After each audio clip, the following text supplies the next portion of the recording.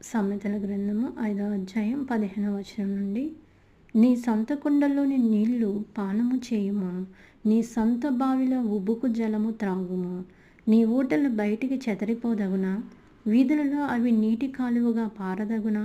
అన్యుల నీతో కూడా వాటిని అనుభవింపకుండా అవి నీకై ఉండవలెను గదా.